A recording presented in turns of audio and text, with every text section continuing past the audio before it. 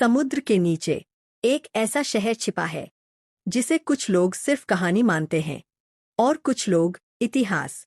एक ऐसा शहर जिसके बारे में कहा जाता है कि वहां सोने के महल थे, विशाल बंदरगाह थे और ऐसी सभ्यता थी जो अपने समय से सदियों आगे थी।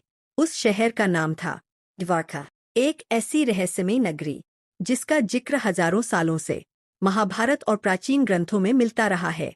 कहा जाता है कि ये भगवान कृष्ण की राजधानी थी।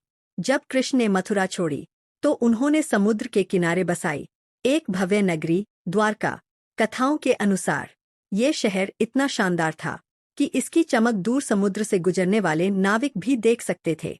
यहाँ ऊंचे महल थे, चौड़ी सड़कें थीं, विशाल द्वार थे और एक ऐसा बंदरगाह जहाँ दूर दूर से जहाज आते थे। कुछ लोग इसे उस समय की सबसे एडवांस्ड सिटी भी मानते हैं। लेकिन फिर एक दिन सब खत्म हो गया। कहा जाता है कि श्री कृष्ण के पृथ्वी छोड़ने के बाद समुद्र अचानक बढ़ने लगा। लहरें धीरे धीरे शहर को निगलने लगीं, महल डूब गए, सड़कें गायब हो गईं और देखते ही देखते पूरी द्वारका समुद्र के अंदर समा गई। सदियों तक लोगों ने इसे सिर्फ एक धार्मिक कथा समझा। लोगों को लगा कि शायद ये सिर्फ मिथोलॉजी है, एक ऐसी कहानी जिसका असलियत से कोई संबंध नहीं। लेकिन फिर 1980 में अरब सागर के अंदर हुई खोज ने दुनिया को चौंका दिया। गुजरात के तट के पास समुद्र की गहराइयों में साइंटिस्ट्स और मरीन आर्कियोलॉजिस्ट्स को ऐसी चीजें मिलने लगीं जिन्होंने इतिहास पर सवाल खड़े कर दिए। उन्हें मिली पत्थर की दीवारें, सीधी कतारों में रखे विशाल ब्लॉक्स, पुराने रास्तों जैसे निशान और बड़े बड़े स्टोन एंकर्स जिनका इस्तेमाल प्राचीन जहाजों को बांधने में होता था। कुछ स्ट्रक्चर्स इतने व्यवस्थित थे कि वो किसी प्राकृतिक फॉर्मेशन जैसे नहीं लगते थे, बल्कि ऐसा लगता था मानो वहां कभी एक पूरा शहर मौजूद था। सबसे शॉकिंग बात, कुछ अवशेष हजारों साल पुराने बताए गए। इसके बाद एक सवाल पूरी दुनिया में गूंजने लगा, क्या ये सच में श्री कृष्ण की द्वारका है या फिर समुद्र के नीचे छिपी कोई दूसरी खोई हुई सिविलाइजेशन?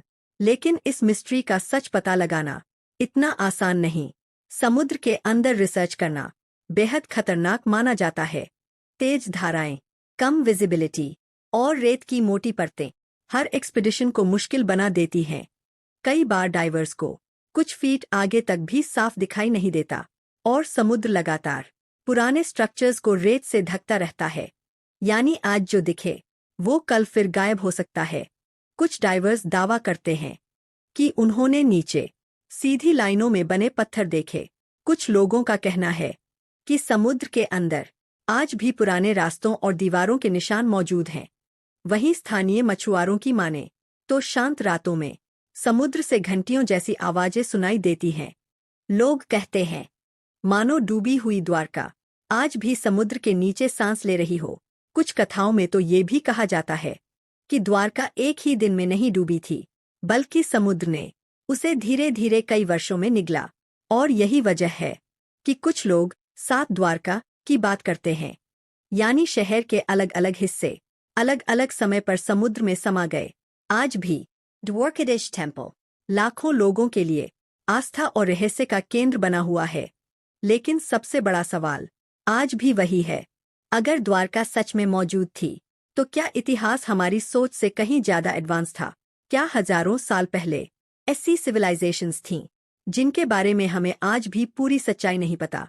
और क्या समुद्र आज भी अपने अंदर एक पूरी डूबी हुई दुनिया छुपाए बैठा है?